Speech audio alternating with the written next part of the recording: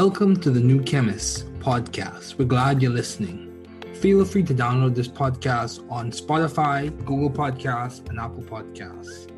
Here on the New Chemist, we discuss chemistry, which simply put is the science of change, as well as the other sciences, careers, community, research, and COVID-19.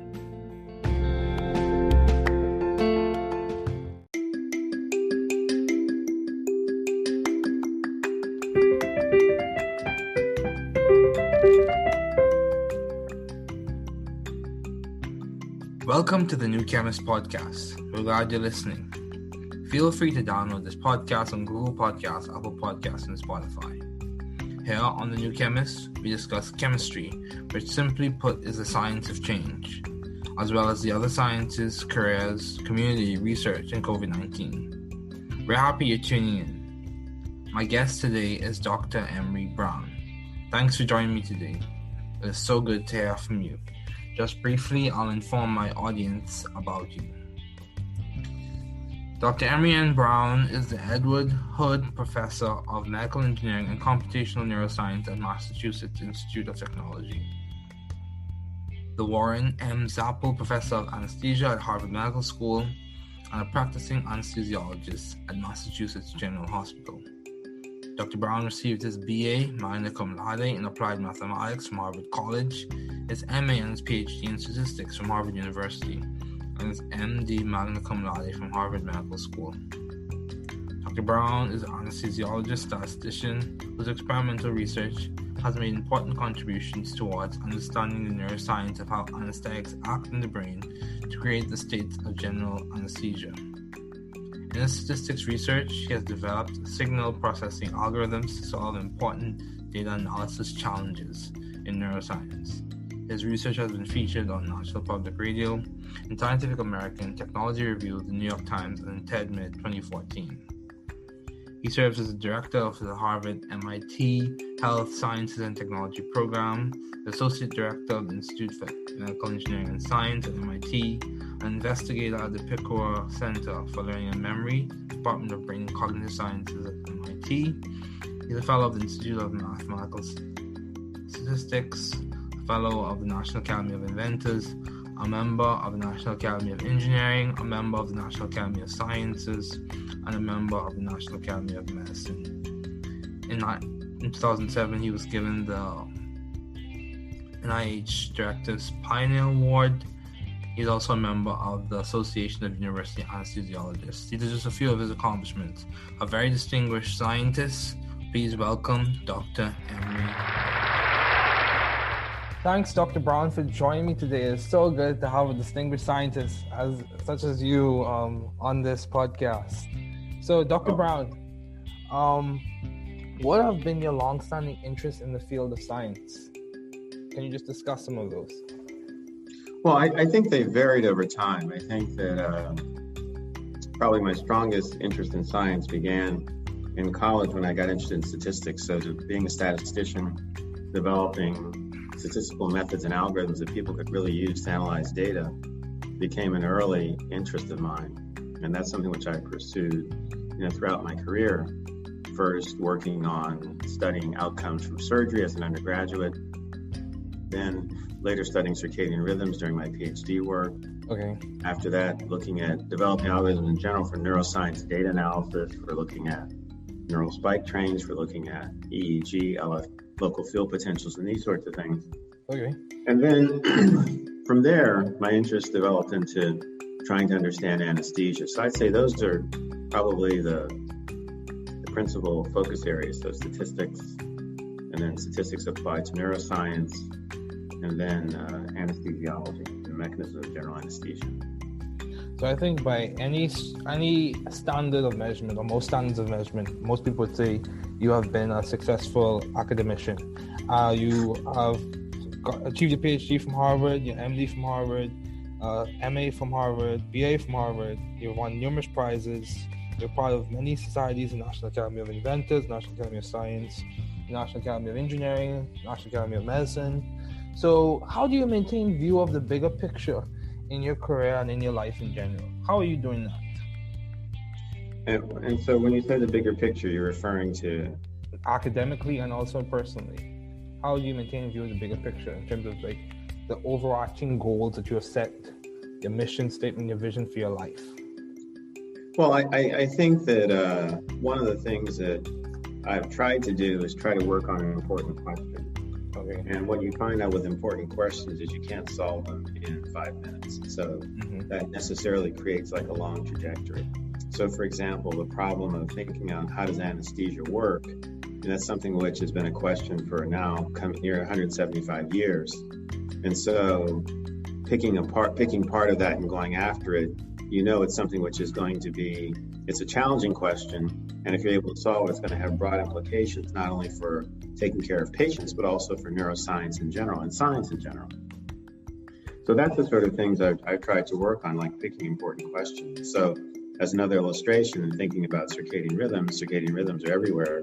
They control our daily function. So the more we're able to accurately quantify how their properties, again, it has broad implications. So I guess the 2-sentence summary would be picking important questions and pursuing those important questions. Okay, yeah, that's good. That's good.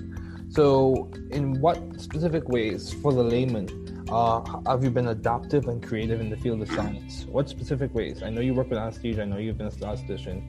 What specific ways have you added your flair to those fields? Well, I think that if we start with like the circadian rhythms, I think right there was the main thing that I did was in looking at the data that were being recorded at those times, like looking at core temperature rhythms to track the circadian system in patients or in study subjects. I worked to give an accurate description of those oscillations. Okay. So trying to make the model capture the structure and the data as accurately as possible, and using what we call harmonic regression techniques to do that. But then not just stopping there, but developing a full inference framework. So you could measure the aspects of the rhythm, say the period, the amplitude, and then from there be able to make statements of uncertainty about, how confident we were about the characterizations that we came up with. Wow. So that allows you to have an inference framework. And then going on to some of the other work, like looking at neuroscience data, the same idea in principle, but there's a key concept there that I was able to take advantage of and use, and I've continued to use throughout my career, and that is neuroscience data, because you're recording from the brain and central nervous system, is dynamic. It changes over time. And you need statistical methods that also capture those changes over time for it to be accurate. And so those were things that I was practiced in, that I learned as part of my PhD training. So whereas most of the methods that were being used are static, and so then it becomes like a kludge to really use them. So by starting from a framework where I already had methods that were dynamic, that capture phenomena that change over time, I was able to develop more accurate descriptions of those sorts of data as well. So in other words, really understanding the properties of the data, that really what the essential elements of the problem are. I think that's something which I tried to focus on, and that's yielded me some measure of success to date. Yeah, I would say so too. It did. So, how have you sort of found the right environment for you to thrive scientifically and intellectually? I think a lot of people aim or aspire to be at institutions such as Harvard and other institutions as well. So how did you know that was the right environment for you to thrive in scientifically and intellectually? Well, I can't say that I knew it. I mean, I think I was just like any other student starting off at, like Harvard, really in many respects impressed by what the institution had to offer.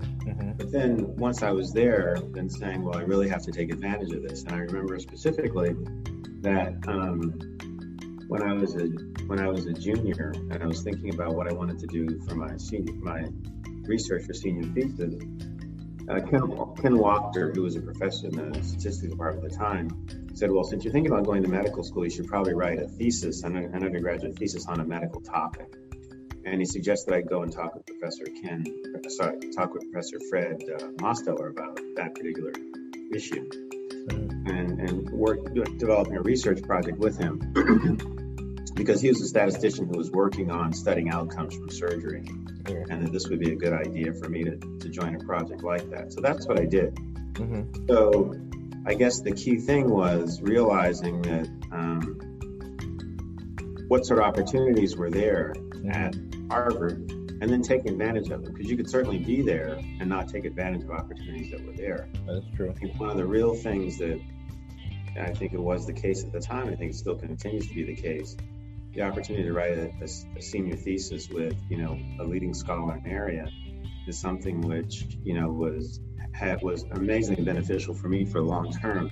Mm-hmm. They got to watch up close and personal how, one of the top statisticians in the world did research. I got to see, how he thought, how he interacted with, other scientists, other physicians, with physicians, and it was very helpful for me to think about the sort of scientist, and in my case also physician, that I wanted to be, and the way I'd like to be able to do research.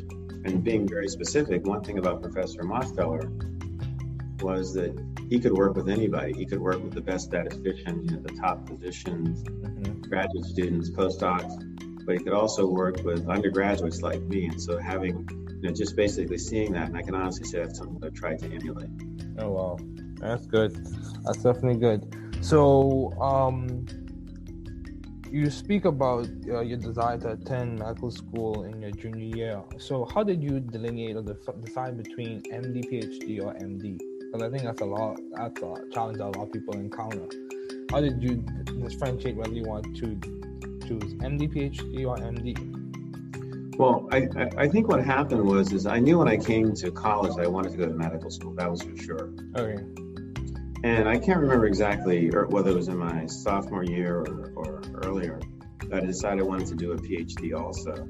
Okay. And once I really fell in love with statistics, which was between sophomore and junior year, I decided I wanted to do my PhD in statistics because I just I really liked statistics. It was just very powerful paradigm, very powerful framework, was and still is.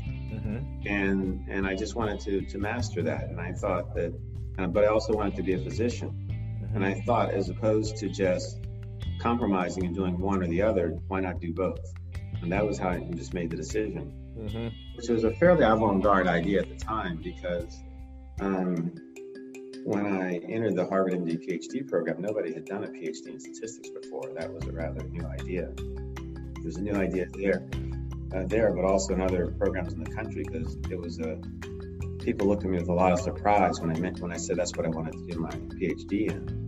But it was very clear to me that medicine was a field that had a lot of uncertainty, a lot of data, and even more now. And having people who are formally trained in how to quantify that uncertainty and make decisions on uncertainty just seemed like a natural path, and that's what I just decided to do. Yeah, that's good. That's good. So, given all your responsibilities and accomplishments, Dr. Brown, how do you maintain a balanced life, or how do you strive to maintain balance? Well, it's I think family is first. There's no question about that. And the accomplishments are basically fun, and they have no luster. If your family isn't well taken care of, and your family isn't happy. And so we spend a lot of time on downtime on the weekends, vacationing, during the summer, spring, when the kids were younger, sort of making sure we took vacations during the 4 seasons. And my wife, like me, likes to travel, so and very often if I have trips to various places to give lectures, we turn them into sort of family outings also. Okay. So by doing that, it's made it possible to pursue activities that are relevant to my career, but also to make sure that I'm not losing sight of my family. Yeah, that's good. Priorities, having priorities. I've heard that in several interviews that having priorities that they do complement to maintaining balance. So what would you attribute to your success as a pioneer in the field, Dr. Brown? What would you attribute, what characteristic, what was it your upbringing as a child? Was it your time at Harvard, or was it your belief system, your perspective on life? What would you say has complements your success as a pioneer in the field? Would it be mentorship? I think that my parents and my family deserve tremendous credit for sort of setting me on the right track. And so, for example, both of my parents were teachers. They felt that education was very important. Okay. Anytime I wanted to do something or pursue something, they were always behind me. And then, my brothers were always very, very good in school also. Okay. And so people would always say, well, you're going to be as good as your brother, sort of things. That also created a certain amount of incentive. But not only my brothers, but my cousins too.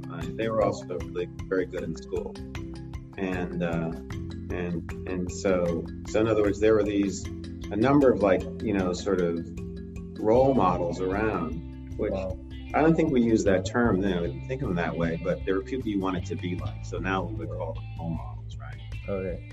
But, one of my cousins, Robert Brown, who went to, Carnegie Mellon, was a star basketball player, honor student. And he was always sitting around reading books, during the summer. That's the image that I had of him. Or one of my cousins who was,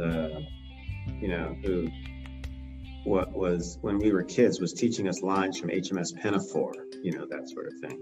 Wow. And so the idea, so being smart was cool, essentially. That was I think I really remember that idea. Like the smarter you were in this environment around our family, kind of like, the cooler you were. Wow. So, and so I think that kind of instilled this in me. Or for example, like my oldest brother was a very good writer, and my middle brother was a physicist. Wow. Or just a retired physicist now. So again, it didn't seem like that at the time, but they were implicitly setting bars, for me to try to jump over. Wow. Just by what they were doing, by example. So I think those are the origins, and then realizing once you had opportunities, you took advantage of them. Yeah. Then you have some serendipity. You have some people who realize that you have, potential, and they try to help you realize it. Like my language teacher at Exeter, Mr. Baggio, who spoke like 5 languages, and so I wanted to be like Mr. Baggio, try to be as proficient in as many languages as he was. Yeah. Or for example, when I was an undergraduate at Harvard, one of the anesthesiologists there, Dr. Jack McPeak, took an interest in me. He was one of my thesis advisors, and he's the first person who took me to the operating room. And then, several years later, when I decided to go into anesthesiology, I was able to turn to him and get advice, and he helped me, arrange to take, a rotation in anesthesiology, and decided that that's what I wanted to go into. Wow. So in addition to, so it's a number of things. It's not just like any one thing. That's fair. But, so early on, some folks that I really looked up to. Later on, some folks who realizing and acknowledging my potential, who helped me out, and I was very grateful for that. Wow, that's powerful. Yeah, so you spoke, and from my understanding, it seems like you grew up in a culture of excellence. Of course, I'm sure there were things that could have been improved on, but you said you grew up in an environment where it seems like everyone was pursuing excellence. What would you say? Would you say it was your parents or their brothers and sisters that contributed to that? Oh yeah. For example, so my mother's family grew up in Pittsburgh, and my mother and her older sister. So my mother was one of 7 children, okay. And so she was the second oldest, and her sister was extremely smart. Okay. Her older sister. My mother's extremely smart. She graduated from high school when she was 16. Wow. I remember my uncle, who was the next one in line, the third one, was saying to me, he says, your mother and Aunt and your Aunt Anita made it hard for me because they had done so well in school. I had to do well too. That sort of thing. Okay. And, on the other hand, my father was very industrious. I mean, he was someone who was orphaned. He was 14. He and his brother had lost both his parents. They were raised by their grandfather. Wow. But they had someone who, his grandfather, my great-grandfather, was this amazing guy. He was a minister, but he was also a gentleman farmer. Okay. And he owned this very large parcel of land, there in Florida, where I grew up, which we still own today. Okay. And that he was an amazingly industrious person. And I know that rubbed off on my father, because my father was always doing stuff, both for the family, but also for the community. He was very committed to his community. Mm-hmm. So I think that, in fact, I know that, I inherited that perspective, those goals, those sorts of, the sort of can-do attitude that my father, always had. And I'll just give you one example. Okay, I'm here to listen. At the time, my father's grandfather wanted him to move back to Florida because after he got married, they lived in New York and in Pittsburgh. And he wanted him to move back because he wanted somebody living on their property. So my father decided to build a house. So this was in about 1957, 1958. And as you can imagine, my father couldn't get a loan from the bank to build a house. And as we know, one of the most important things entering into the American dream is to be able to build a house and lay down roots, right? Yes, I agree. So I didn't know this until many years later. He actually borrowed money from an auto body shop to build a house. He couldn't get a loan from the bank. Wow. And I remember when we paid off the note, I don't know, I must have been about 10 or 11 at the time, and I didn't quite understand everything, that was going on, but I subsequently figured out what had happened. Mm-hmm. But the thing is that because the conventional means that most, Americans would have used to build a house, getting a loan from the bank and doing that, wasn't available to him, he had to come up with another strategy that would work. Mm-hmm. And he did it. And so I think about that now. I mean, think about if he'd not been able to do that. Mm-hmm. Where would I be now if he hadn't done that? Mm-hmm. And so, but then taking from that, realizing that if people put obstacles in your way, you have to outthink them. Yeah. I mean, and I've seen myself do that, like on a number of occasions. But that was probably one of the most, concrete exampple because the people at the bank couldn't believe that an African American would want to build like a real house, like a solid, 3-bedroom, 2.5 bathroom, living room, Florida room, outside porch, house. They figured it would just have some idea of like a little shanty or something like that in mind. But that was far from what my father had imagined because he had studied industrial arts in college, so he knew how to build things. And with the help of his brother and his uncles, they actually built the house. Wow, that's good. Yeah. Wow. I'm learning a lot, Dr. Brown. So, how have you maintained vision and teamwork in your environment, in your lab, in your workspace in Mass General? How do you maintain vision and teamwork? How do you make sure that everyone's collaborating and seeing the big picture and trying to answer those important questions that you mentioned? I think there are two things. I think one, you look for cool problems, okay, and you get people excited about cool problems. I think that's the starting point. Mm-hmm. And then you let people loose and let them use their creativity to start working on it. You guide them. Mm-hmm. But at least this is what I like to do. I like to guide people to help them solve problems, and then pitch in, when they need my help, because it helps them to develop their creative capacities and bring them to bear on a problem. Mm-hmm. I think that's probably the most important thing, and also making it fun. I mean, I feel like in many regards now I'm more a cheerleader than anything else. I'm not so much the person like doing the work. I'm just the rah, Yeah. keeping them going and offering suggestions and making sure people aren't getting stuck. Mm-hmm. And I think that's probably the main thing that I do. And I can honestly say it's fun. It's fun working with.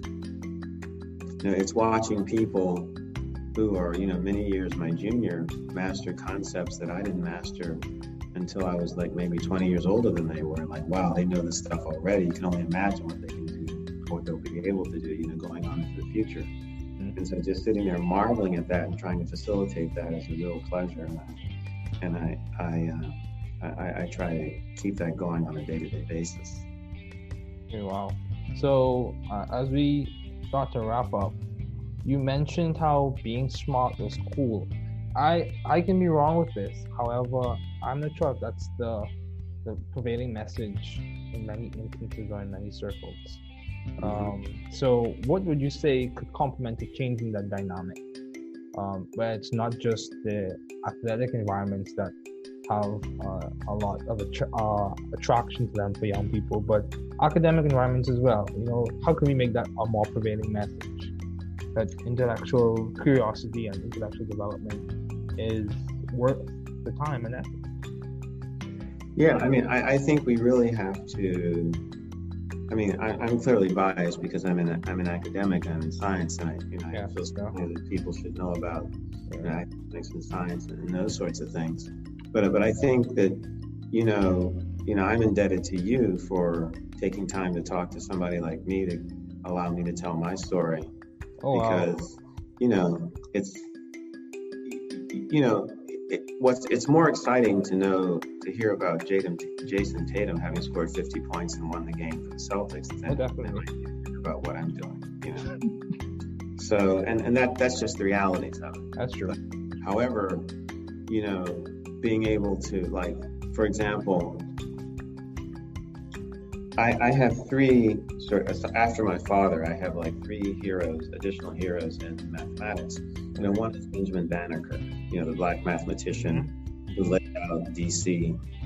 He's the first person to really characterize the cycles of the circadia, the insects which come out every 17 years. So he was really, and he did this over something like 4 or 5 cycles. So he started when he was 17. Okay. And so he was probably the country's first data scientist when you think about it. Or another person is Katherine Johnson. When I learned about her, I was just like blown away.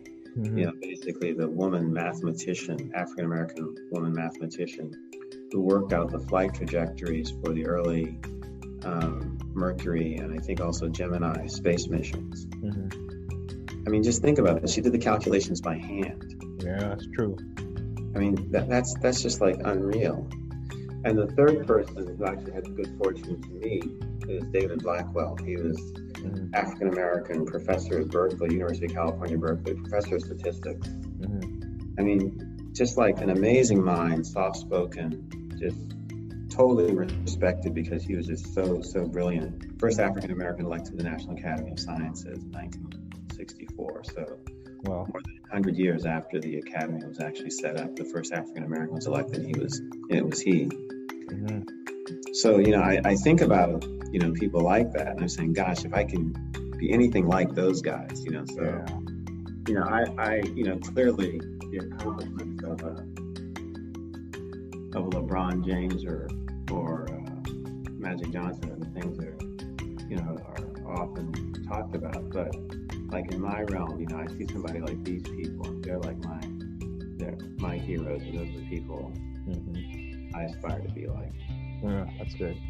So, as we conclude, do you have any advice to those wanting to pursue the field you are currently working in? So, budding scientists, what advice would you give to those wanting to pursue the field you are currently working in? Whether it be statistics or medicine or just a PhD in general? I think that try to get involved and gain experience early. Okay. I can tell you, I get letters almost every day from students asking to come and work in my group. Okay.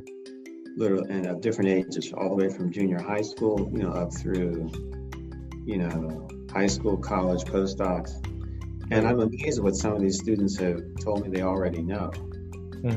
Some of them are from the United States, some are not. They're from outside, from basically effectively the four corners of the earth. And so, but realizing that that's what people do and not being bashful about doing that. And if the first time you write somebody, you don't hear from them, no big deal. Keep going if you want to, right? Because it's you're trying to create, because all you need is one opportunity to sort of get your foot in the door.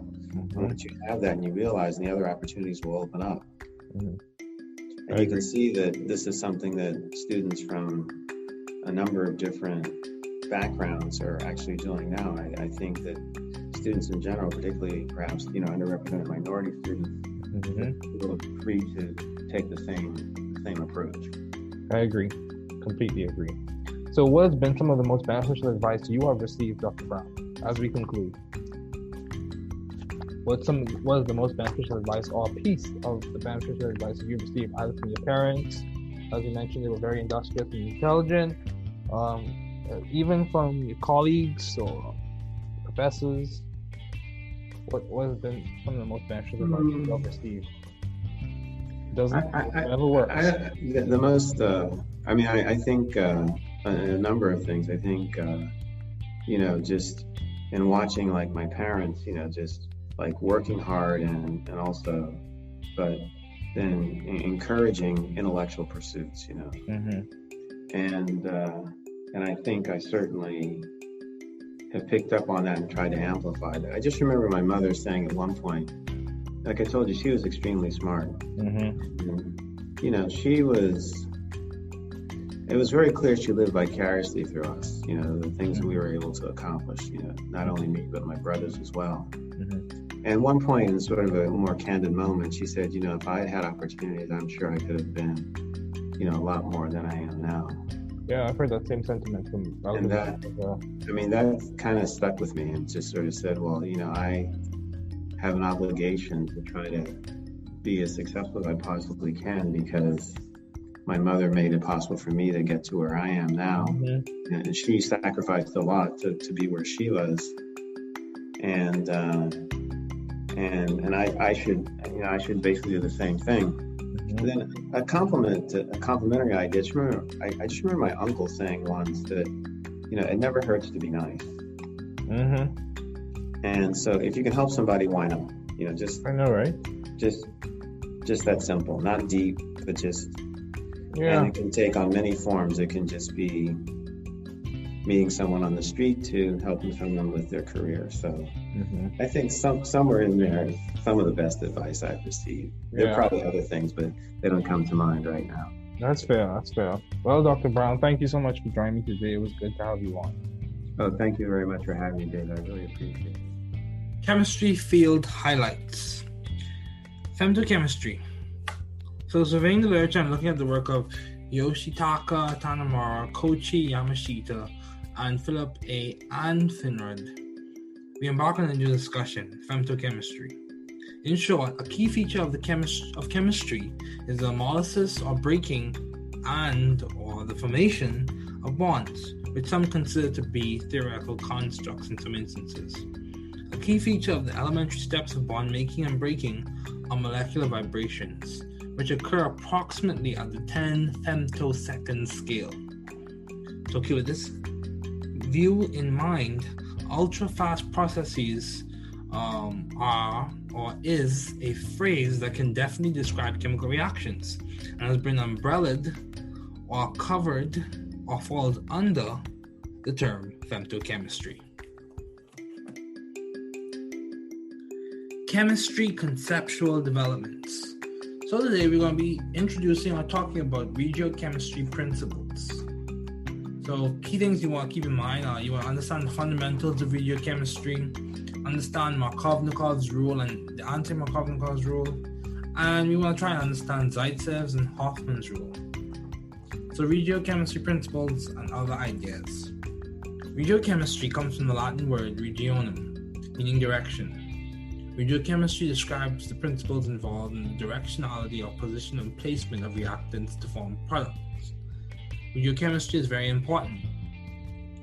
We normally hear in advanced or high-level discussions of things being regioselective or regiodivergent or it's used a lot. So the reagents used can cause a specific regiochemical result or result in the opposite of what would normally occur. Markovnikov's rule. Markovnikov's rule, put simply, is he who has more gets more. Markovnikov's rule in the addition of a halide to an unsymmetrical alkene, typically in the addition of a halide to an unsymmetrical alkene, the hydrogen goes to the carbon with the greatest number of hydrogens and the halide ion goes to the other carbon. In another way, this rule states that the halide adds so as to form the more stable carbocation intermediate. Anti-Markovnikov. Anti-Markovnikov is the reverse. He who has more gets less, in which the carbon with the greatest number of hydrogens does not receive the hydrogen, but the most electrophilic portion of the molecule. For example, in hydroboration oxidation in the presence of peroxides, the borohydrate adds to the less substituted carbon of the hydrogen, and the hydrogen adds to the more substituted carbon. In short, now mechanistically, it may occur slightly, it's a little bit more involved and more detailed, but in short, that's what we're going to say occurs. However, stability comes about because the electron density shifts from the electrophilic borohydride, resulting in it possessing a partially negative charge and the more substituted carbon possessing a partially positive charge. This is indeed stable due to the electron density donating capacity of the alkyl group, S character, and orbital overlap of the alkynyl carbon. The alkynyl group with the alkyl or electron donating substituent provides stability.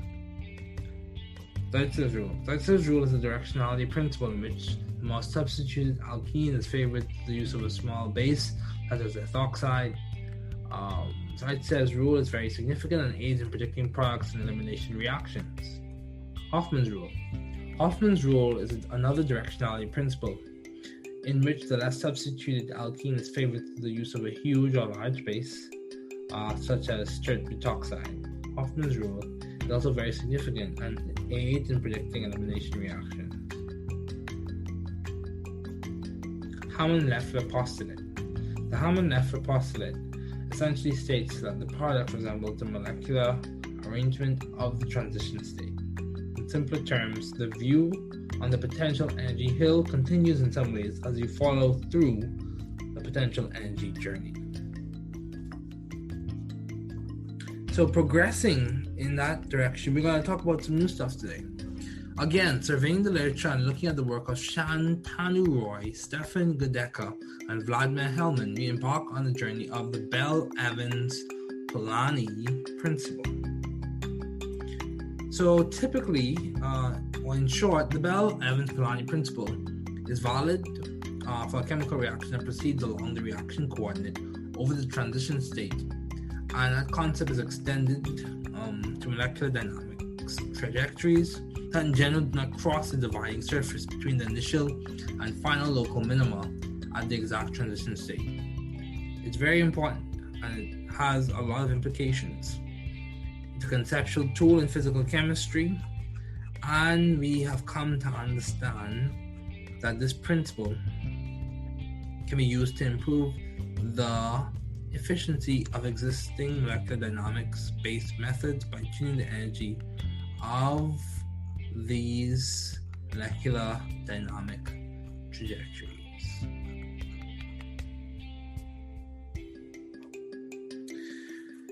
Along with that, we'll be discussing the Dimroth principle or Dimroth rearrangements. These are frequently encountered in heteroaromatic chemistry and was first recognized in the triazole series.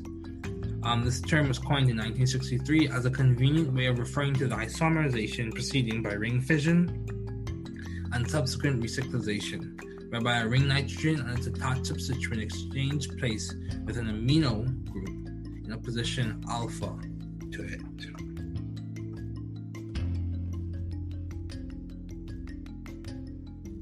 Moving right along, we'll discuss a mechanistic highlight. Today we'll be talking about the Suzuki cross-coupling reaction. The Suzuki cross-coupling or the Suzuki-Miura cross-coupling is a type of palladium catalyzed cross-coupling reaction. CC bond formation using aryl halides and organoboronic acids. It is one of the most important reactions in synthetic organic and medicinal chemistry. There are two suggested pathways. The oxo-palladium pathway is a preferred mechanism, as some may say, and the boronic pathway is another description of what occurs. Of course, these occur through catalytic cycles, and this reaction was likely first described around 1979. In 2010, Akira Suzuki, jointly with Richard F. Heck and Ichi Negishi, received the Nobel Prize in Chemistry for the development of palladium catalyzed cross-coupling reactions. Wrapping up the highlight section, we'll talk about Nobel highlights. So Svante Arrhenius. Svante Arrhenius was born on February 19th, 1859, near Uppsala, Sweden. He received the Nobel Prize on December 10, 1903, in recognition of his theory of electrolytic dissociation. His father, Savant Gustaf Arrhenius, held a position at the University of Uppsala. His uncle, Johan Arrhenius, was a botanist, writer, and a longtime secretary of the Swedish Agricultural Academy in Stockholm. Savant Arrhenius was an outstanding student in school. He learned reading and arithmetic at a very early age, and in his secondary school excelled particularly in mathematics and physics. His physics teacher was M. Flederis, author of the most popular contemporary Swedish secondary school physics textbook. His university degrees were all from the University of Uppsala. Definitely a chemist that worked hard.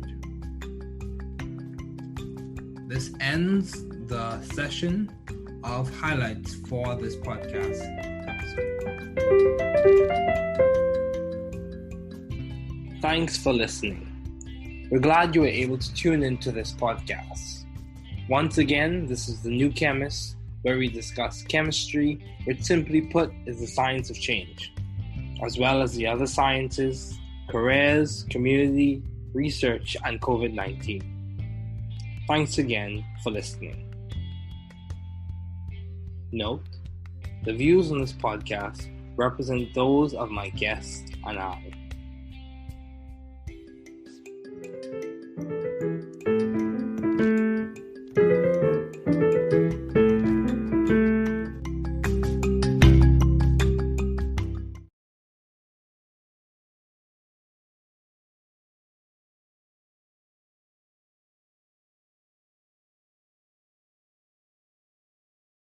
Entretien entre David Ferguson, AMRSC-AMRSB, producteur et hôte de podcast, et Dr Emery Brown, MD, PhD. Edouard Capot, professeur de médical ingénierie et informatique neurosciences à Massachusetts. David Ferguson. Mon invité aujourd'hui est le Dr Emery N. Brown. Merci de m'avoir rejoint aujourd'hui. C'est si bon de vous entendre. Juste brièvement, je vais informer mon auditoire de vous. Le Dr Emery Brown est professeur Edouard de génie médical et de David Ferguson. Le professeur Warren Monsieur Zapple d'anesthésie à la Harvard Medical School et un anesthésiste praticien au Massachusetts General Hospital. Le Dr Brown a obtenu son BA, Magnum Cum Laude, en mathématiques appliquées du Harvard College, sa maîtrise et son doctorat en statistique de l'Université de Harvard et son MD Magna Cum Laude de la David Ferguson. Le Dr Brown est un anesthésiologiste, statisticien dont la recherche expérimentale a apporté d'importantes contributions à la compréhension des neurosciences sur la façon dont les anesthésiques agissent dans le cerveau pendant l'état d'anesthésie générale. Dans ses recherches en statistique, il a développé des algorithmes de traitement du signal pour résoudre d'importants défis d'analyse de David Ferguson. Ses recherches ont été présentées sur National Public Radio, dans Scientific American, Technology Review of the New York Times et TED-Med 2014. Il est co-directeur du Harvard and Health Science and Technology Programme, directeur associé de l'Institute for Medical Engineering. David Ferguson. Département du cerveau et des sciences cognitives, OMI. Il est membre de l'Institute of Mathematical Statistics, membre de l'Académie nationale des inventeurs, membre de l'Académie nationale d'ingénierie, membre de l'Académie nationale des sciences et membre de l'Académie. David Ferguson. En 2007, il a reçu le NICE Director's Pioneer Award. Il est également membre de l'Association des anesthésistes universitaires. Ce ne sont là que quelques-unes de ses nombreuses réalisations. Un scientifique très distingué. Veuillez accueillir le Dr Emery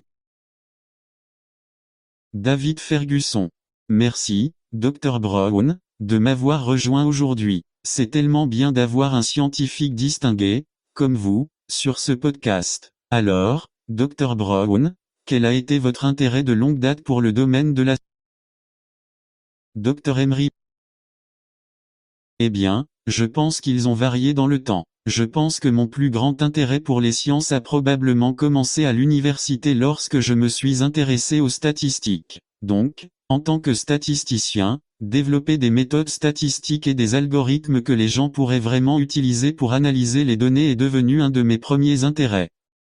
Et c'est quelque chose que j'ai poursuivi tout au long de ma carrière, en travaillant d'abord sur l'étude des résultats de la chirurgie en tant qu'étudiant de premier cycle, puis en étudiant plus tard les rythmes circadiens pendant mon doctorat fonctionne bien. Après cela, en examinant le développement d'idées en général pour l'analyse des données en neurosciences ou en examinant les trains de pointe neuronales, nous examinons l'EEG, nos potentiels de champs locaux et ce genre de choses. Et puis à partir de là, mon intérêt s'est développé pour essayer de comprendre l'anesthésie. Je dirais donc que ce sont probablement les principaux domaines d'intervention, ceux des statistiques puis des statistiques appliquées aux neurosciences puis à l'anesthésiologie, aux mécanismes de l'anesthésie générale. David Ferguson. Donc, je pense que selon n'importe quel critère de mesure, ou la plupart des critères de mesure, la plupart des gens diront que vous avez été un universitaire à succès, que vous avez obtenu votre doctorat de Harvard, votre MD de Harvard, MA de Harvard, BA de Harvard, vous avez remporté de nombreux prix. David Ferguson. Vous faites partie de nombreuses sociétés, la National Academy of Inventors, la National Academy of Science, la National Academy of Engineering, la National Academy of Medicine. Alors, David Ferguson. Comment faites-vous cela? Dr Emery. Et donc quand vous parlez de l'image plus grande à laquelle vous faites référence. David Ferguson. Académiquement et personnellement, comment maintenez-vous une vue d'ensemble en termes d'objectifs globaux que vous vous êtes fixés, de votre énoncé de mission et de votre vision de votre vie? Dr Emery. Eh bien, je pense que l'une des choses que j'ai essayé de faire est d'essayer de travailler sur une question importante. D'accord. Et ce que vous découvrez avec des questions importantes, c'est que vous ne pouvez pas les résoudre en 5 minutes. Donc ça crée forcément comme une longue trajectoire. Dr Emery. Ainsi, par exemple, le problème de la réflexion sur le fonctionnement de l'anesthésie, c'est quelque chose qui a été une question pour l'instant, cette année à venir 175 ans. Et donc, séparer, choisir une partie de cela et aller après, vous savez, c'est quelque chose qui va être une question difficile. Dr Emery. Et si vous êtes capable de le résoudre, cela aura de vastes implications non seulement pour la prise en charge des patients, mais aussi pour les neurosciences en général, dans la science en général. C'est donc le genre de choses sur lesquelles j'ai essayé de travailler, comme choisir des questions importantes. Pour une autre illustration et penser aux rythmes circadiens, les rythmes circadiens sont partout. Dr Emery. Ils contrôlent notre fonctionnement quotidien. Donc, plus nous sommes en mesure de quantifier avec précision comment ils récupèrent leurs propriétés, plus cela a de vastes implications. Je suppose donc que le résumé en 2 phrases consisterait à choisir des questions importantes et à poursuivre ces questions importantes. David Ferguson. D'accord. Ouais, c'est bon, c'est bien. Alors, de quelle manière spécifique pour le profane, avez-vous été adaptatif et créatif dans le domaine de la science? Quels moyens spécifiques? Je sais que vous travaillez avec l'anesthésie. Je sais que vous avez été statisticien. David Ferguson. De quelle manière spécifique avez-vous ajouté votre flair à ces domaines? Dr Emery. Eh bien, je pense que si nous commençons avec les rythmes circadiens, je pense que la principale chose que j'ai faite était de regarder les données qui étaient enregistrées à ce moment-là, comme regarder les rythmes de température centrale, pour suivre le système circadien, chez les patients ou chez les sujets de l'étude. Dr Emery. J'ai travaillé pour donner une description précise de celle de ces oscillations. Essayez donc de faire en sorte que le modèle capture la structure des données aussi précisément que possible, et en utilisant ce que nous appelons des techniques de régression harmonique pour le faire, mais pas seulement en s'arrêtant là, mais en développant le cadre d'inférence complet. Dr Emery. Donc, vous pouvez mesurer les aspects du rythme, disons la période, l'amplitude, puis à partir de là, être en mesure de faire des déclarations d'incertitude sur, vous savez, à quel point nous étions confiants quant aux caractérisations que nous avons trouvées. Dr Emery. Eh bien, Cela vous permet d'avoir un cadre d'inférence et de passer ensuite à d'autres travaux, comme l'examen des données de neurosciences. La même idée dans le principe, mais il y a là le concept clé dont j'ai pu profiter et utiliser, et que j'ai continué à utiliser tout au long de ma carrière. Dr Emery. Et c'est les données neuroscientifiques, parce que le rythme que vous enregistrez à partir du cerveau et du système nerveux central est dynamique, il change avec le temps, et vous avez besoin de méthodes statistiques qui capturent également ces changements au fil du temps, pour que cela soit précis. Et donc ce sont des choses dans lesquelles j'ai pratiqué, en ce sens que j'ai appris dans le cadre de mon doctorat entraînement. Dr Emery. Alors que la plupart des méthodes utilisées sont statiques, et ainsi, alors ça devient comme un indice, c'est vraiment de les utiliser, donc en partant d'un cadre, où nous avions déjà des méthodes qui étaient dynamiques. Dr Emery. Ce phénomène de capture change avec le temps, j'ai également pu développer des descriptions plus précises de ce type de données, donc, en d'autres termes, vraiment comprendre les propriétés des données et vraiment quels sont les éléments essentiels du problème. Dr Emery. Je pense que ce sont certaines des choses sur lesquelles j'ai essayé de me concentrer et qui m'ont donné, vous savez, une certaine mesure de succès aujourd'hui. David Ferguson. Oui, je le dirais aussi, ça faisait. Alors, comment avez-vous en quelque sorte trouvé le bon environnement pour vous épanouir scientifiquement et intellectuellement ? Je pense que beaucoup de gens visent ou aspirent à être une institution comme Harvard et d'autres institutions également. David Ferguson. Alors, comment avez-vous découvert que c'était le bon environnement pour vous épanouir scientifiquement et intellectuellement ? Dr Emery. Eh bien, je ne peux pas dire que je le savais. Je veux dire, je pense que j'étais comme n'importe quel autre étudiant, en commençant à Harvard.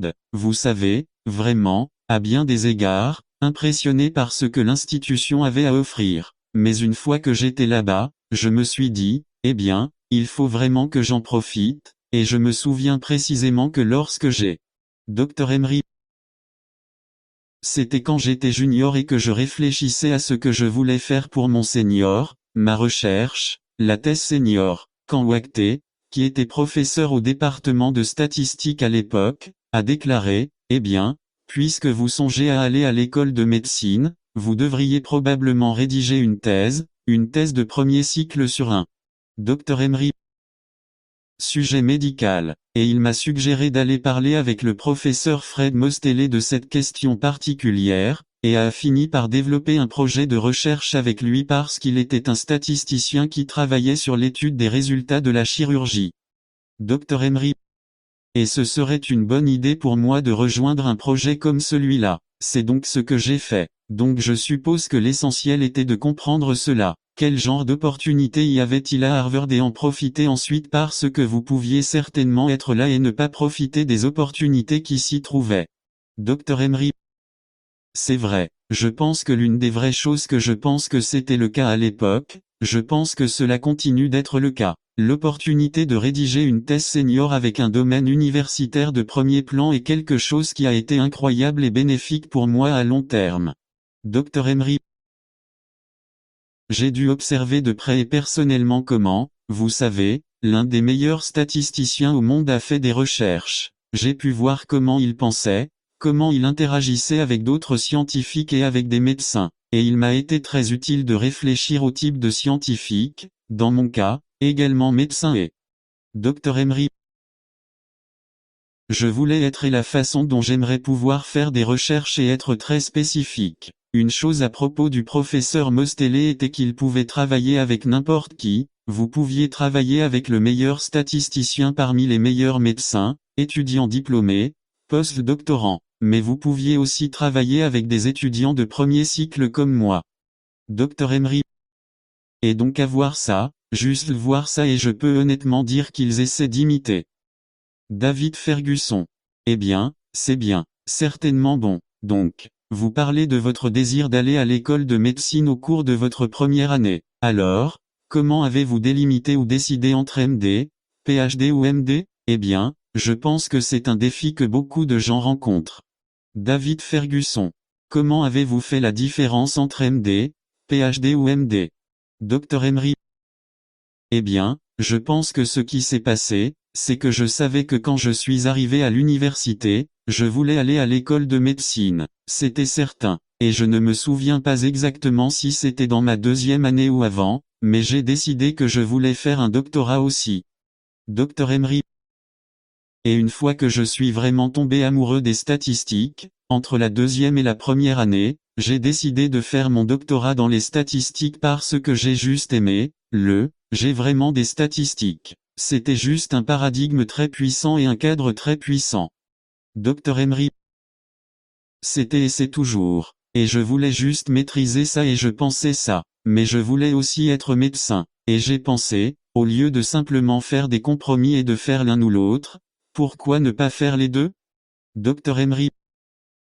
Et c'est ainsi que j'ai pris la décision. C'était une idée assez avant-gardiste à l'époque, car lorsque je suis entré au Harvard MD-PhD programme, personne n'avait fait de doctorat en statistique auparavant, et c'était une idée plutôt nouvelle. Dr Emery. Il y avait une nouvelle idée là-bas, mais aussi dans d'autres programmes du pays parce que, les gens m'ont regardé comme un peu surpris quand j'ai dit, c'est ce que je voulais faire, mon doctorat en Dr Emery.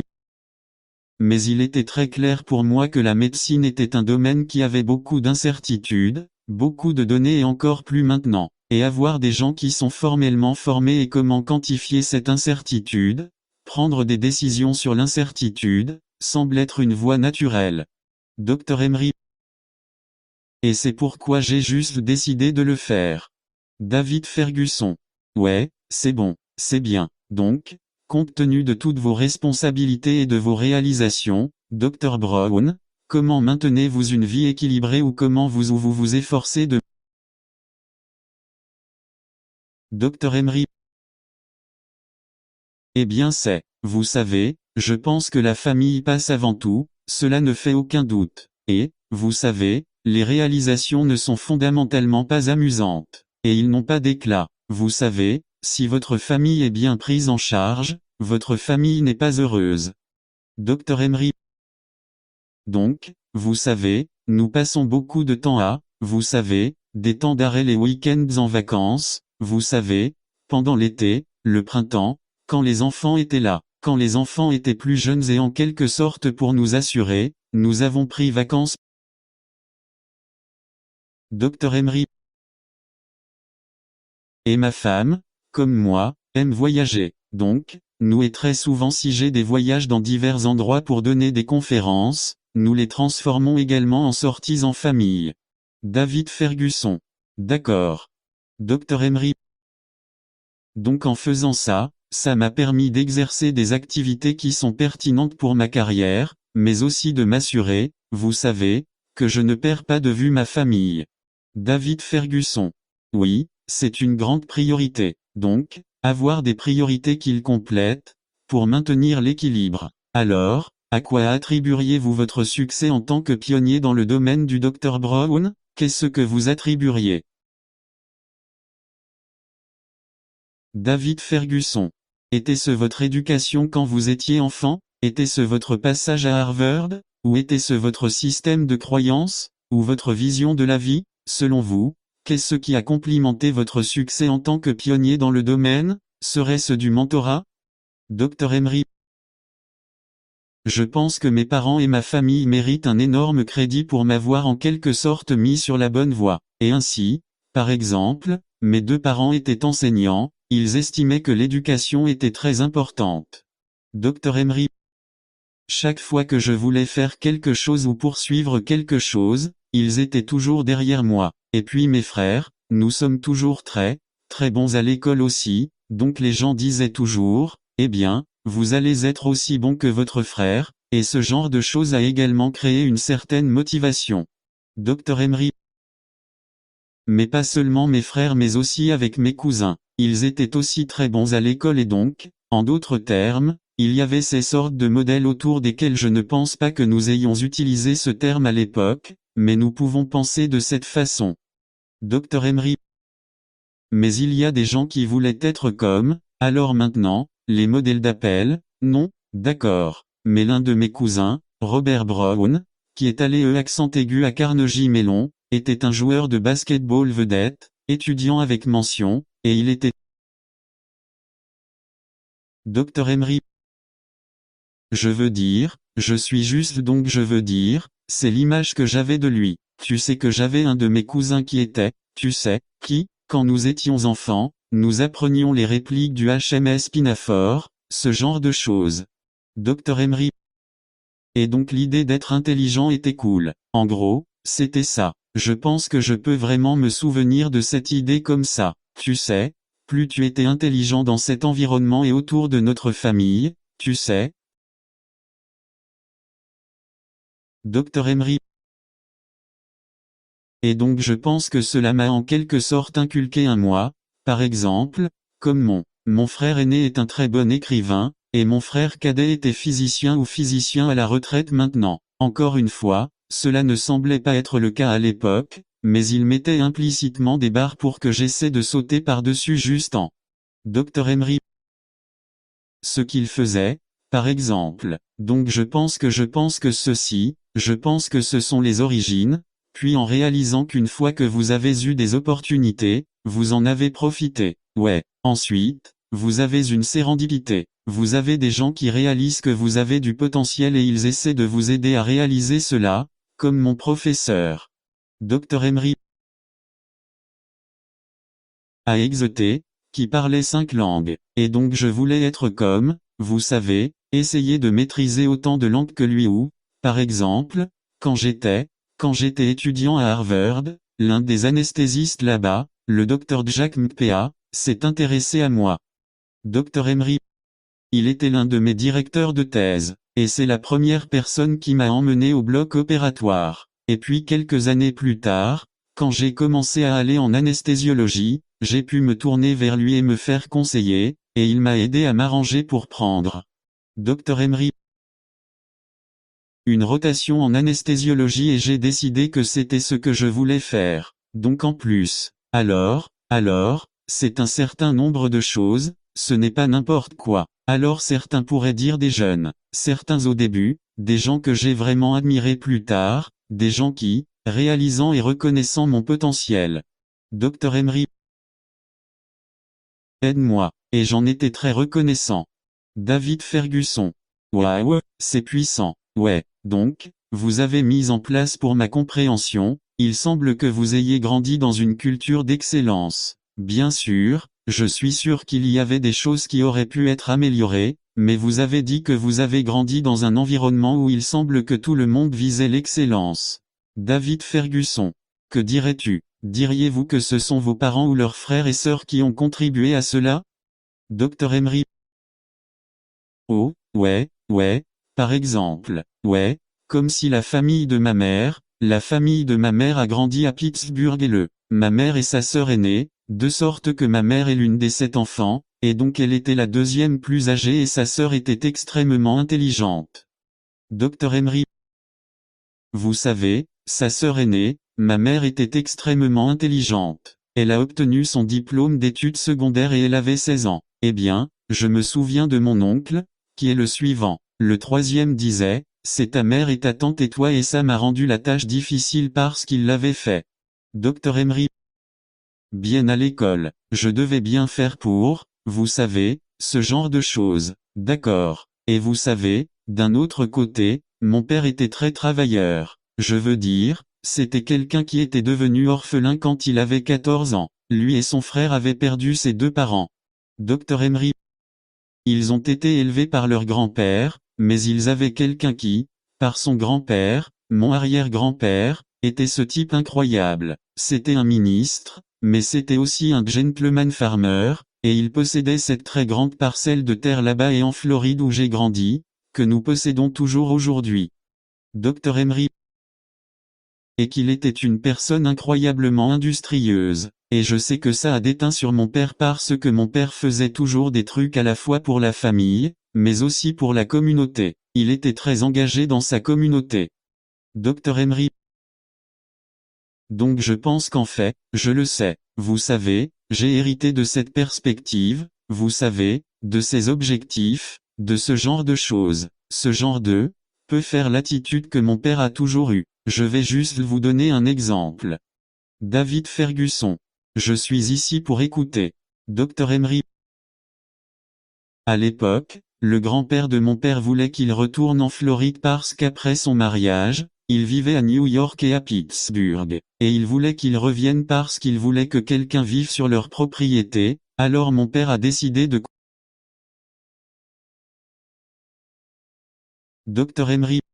C'est donc en 1957, 1958, et comme vous pouvez l'imaginer, mon père n'a pas pu obtenir un prêt de la banque pour construire une maison, et comme nous le savons, l'une des choses les plus importantes entrant dans le rêve américain est de pouvoir construire une maison et, vous savez, de s'enraciner, n'est-ce pas? David Fergusson. Oui, je suis d'accord. Dr Emery. Je ne l'ai donc su que bien des années plus tard. En fait, il a emprunté de l'argent à l'atelier de carrosserie pour construire une maison. Il n'a pas pu obtenir de prêt de la banque. David Fergusson. Ouah. Dr Emery.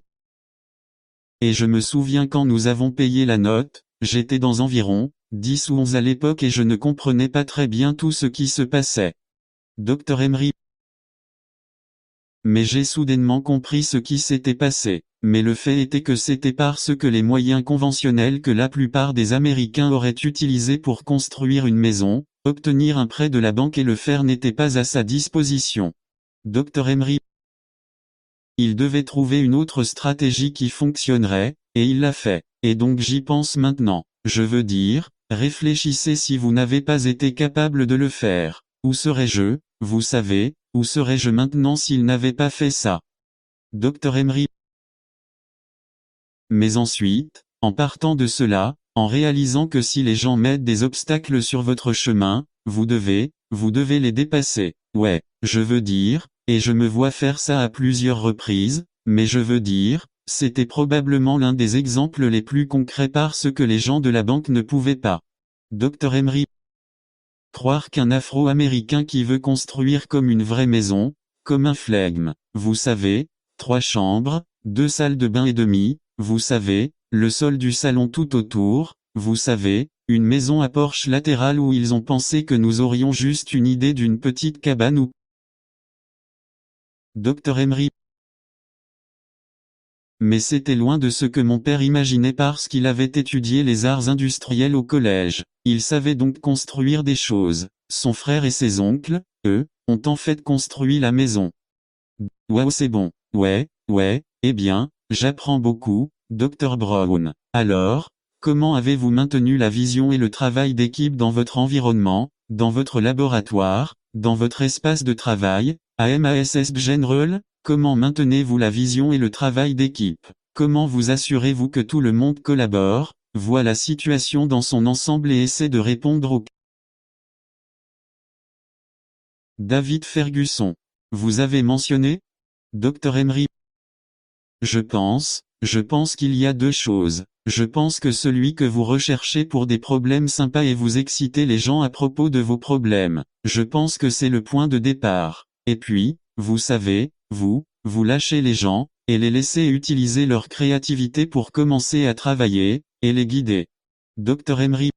Mais c'est ce que j'aime. J'aime guider les gens pour les aider à résoudre des problèmes puis intervenir, lorsqu'ils ont besoin de mon aide, pour les aider à développer leurs capacités créatives et savoir les amener à se pencher sur un problème. Dr Emery. Je pense que c'est probablement la chose la plus importante et aussi que c'est amusant. Je veux dire, vous savez, j'ai l'impression qu'à bien des égards, je suis plus une pom-pom girl, rien d'autre. Je ne suis pas tellement la personne. Dr Emery. Je suis juste là, non, ou, tu sais, ouais, je pense que nous sommes allés et proposer des suggestions et nous assurer que les gens ne restent pas bloqués. Et je pense que c'est probablement la principale chose que je fais et je peux honnêtement... Dr Emery.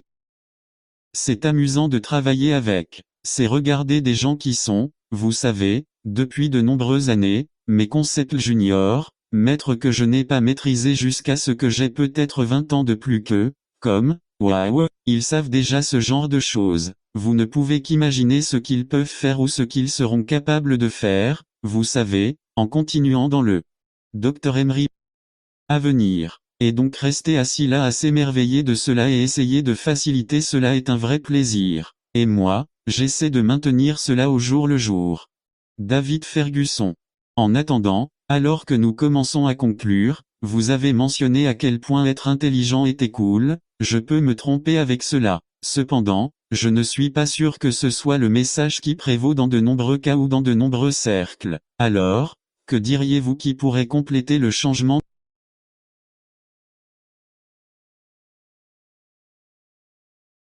David Ferguson. Eh bien, il n'y a pas que les milieux sportifs qui attirent beaucoup les jeunes, mais aussi les milieux universitaires. Comment pouvons-nous en faire un message plus dominant? La curiosité intellectuelle et le développement intellectuel valent le temps et les efforts. Dr Emery.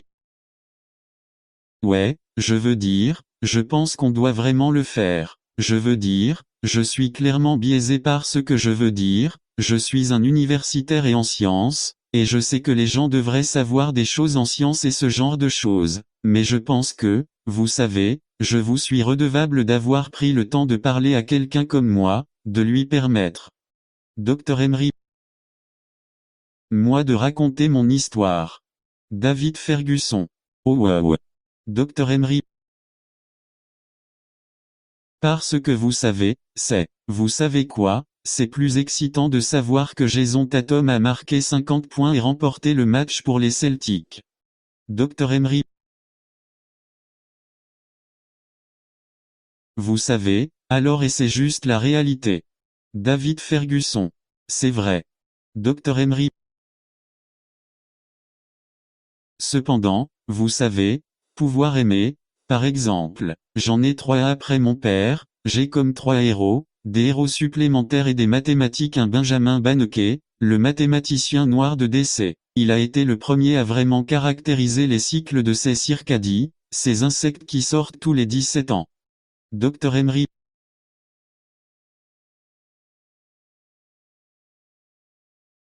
Donc il était vraiment et il l'a fait sur quelque chose comme 4 ou 5 cycles. Alors il a commencé quand il avait 17 ans, d'accord, et donc il était probablement le premier data scientist du pays, quand on y pense. Ou une autre personne est Catherine Johnson, j'ai appris à son sujet, j'étais juste. Dr Emery. Fondamentalement, la femme mathématicienne afro-américaine qui a élaboré les trajectoires de vol pour les premières missions spatiales Mercury et je pense aussi Gemini. Je veux dire, pensez-y, elle a fait. David Ferguson. Eh bien, c'est vrai. Dr Emery. Je veux dire, c'est juste comme irréel. Et la troisième personne a en fait eu la chance de rencontrer David Blackwell, qui est un professeur afro-américain à Berkeley, Université de Californie, Berkeley, professeur de statistique. Je veux dire, tout comme un esprit incroyable à la voix douce, totalement attendu parce qu'il était. Dr Emery.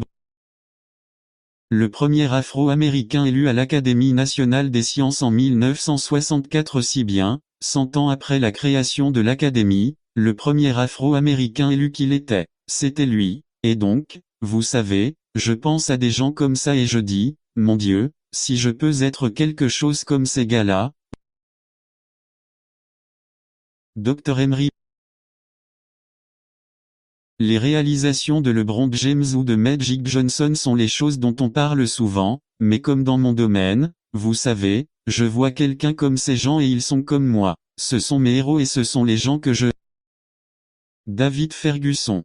Waouh, c'est bon. Alors que nous concluons, avez-vous des conseils à donner à ceux qui souhaitent poursuivre le domaine dans lequel vous travaillez actuellement? Alors scientifiques en herbe, quels conseils donneriez-vous à ceux qui souhaitent poursuivre dans le domaine dans lequel vous travaillez actuellement, qu'il s'agisse de statistiques, de médecine ou simplement d'un doctorat en général?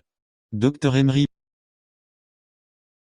Je pense qu'ils essaient de s'impliquer et d'acquérir de l'expérience tôt. Je peux vous dire que je reçois presque tous les jours des lettres d'étudiants demandant de venir travailler dans mon groupe littéralement et d'avoir un âge différent depuis le collège, vous savez, jusqu'à, vous savez, les post-doctorants du lycée. Dr Emery. Et je suis étonné que certains de ces étudiants m'aient dit qu'ils savaient déjà que certains d'entre eux venaient des États-Unis. Certains ne le sont pas. Ils viennent de l'extérieur, des quatre coins de la Terre. Et donc, mais réaliser que c'est ce que font les gens et ne pas être timide à le faire, et si la première fois que vous écrivez quelque chose que vous n'entendez plus maintenant parce que, continuez si vous le souhaitez. David Ferguson. Droite. Docteur. Parce que c'est, vous essayez de créer parce que tout ce dont vous avez besoin est une opportunité de mettre un pied dans la porte. Une fois que vous avez cela et que vous réalisez que d'autres opportunités s'ouvriront, vous pouvez voir que c'est quelque chose que les étudiants de différents horizons font actuellement. Dr Emery. Et je pense que les étudiants en général, en particulier peut-être les étudiants des minorités sous-représentées, sont libres d'adopter la même approche. David Ferguson. Je suis d'accord, complètement d'accord. Alors, quels ont été les conseils les plus bénéfiques que vous ayez reçus, Dr Brown? En conclusion, quel a été le conseil ou le conseil le plus bénéfique que vous avez reçu de vos parents? Comme vous l'avez mentionné, ils étaient très industrieux et intelligents, même de la part de vos... David Ferguson. Quels ont été les conseils les plus bénéfiques? Dr Emery. Ce qui était le plus, je veux dire, je pense à un certain nombre de choses que je pense, vous savez, juste en regardant comme mes parents, vous savez, tout comme travailler dur et aussi mais ensuite encourager les poursuites intellectuelles, vous savez, et je pense que je certainement. Dr Emery. On ramassait sur cela et essayait d'amplifier cela. Je me souviens juste que ma mère m'a dit à un moment donné que je t'avais dit qu'elle était extrêmement intelligente. Vous savez qu'elle l'était. Il était très clair qu'elle vivait par procuration à travers nous. Vous savez, les choses que nous avons pu accomplir, vous savez, pas seulement moi, mais mes frères aussi. Dr Emery.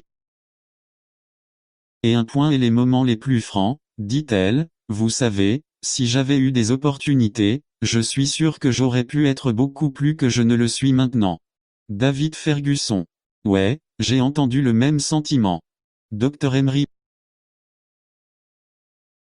Cela aussi, je veux dire, ce genre de truc est resté avec moi et m'a juste dit, eh bien, tu sais, j'ai l'obligation d'essayer d'avoir autant de succès que possible parce que ma mère m'a permis d'arriver là où je suis maintenant, et elle a beaucoup sacrifié pour que je sois là où je suis.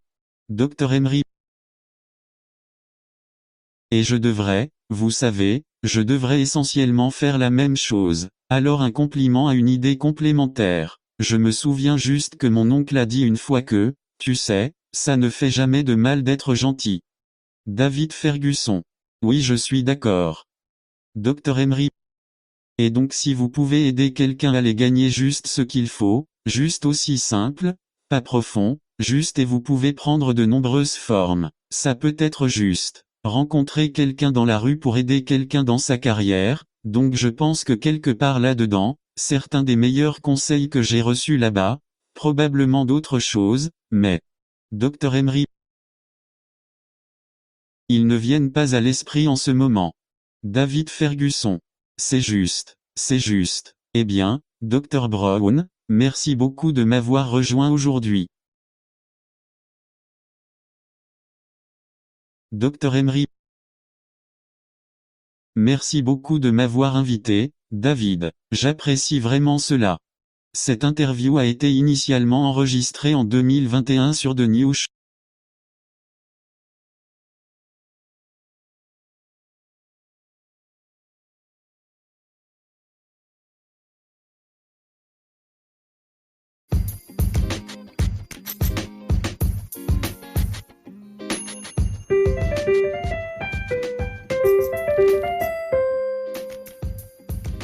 Thanks for listening.